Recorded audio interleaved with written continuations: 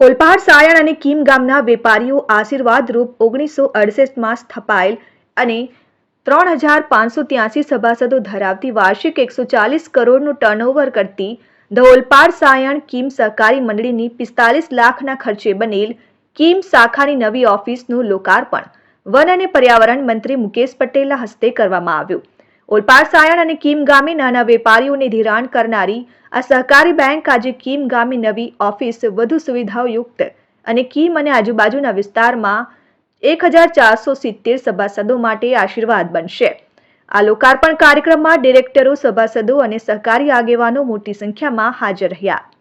ઓલપાડ સાયણ કીમ સહકારી નાગરિક મંડળીનું આ પોતાનું બિલ્ડિંગનું આજે લોકાર્પણ કરવામાં આવ્યું.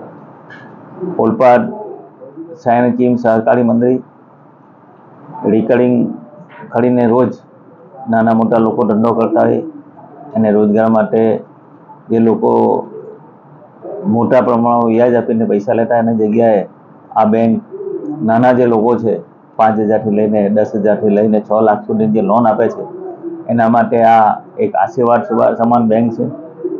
બેંકના સૌ ડિરેક્ટરોની મહેનત લઈને સતત બેંકનો ગ્રોથ વધતો જાય છે.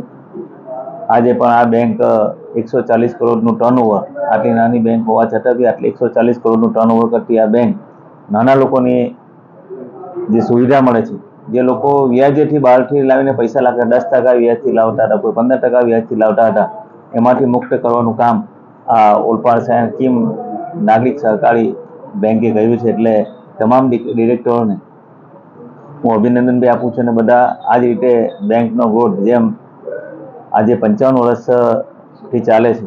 Bureau report, RN news, Olpad.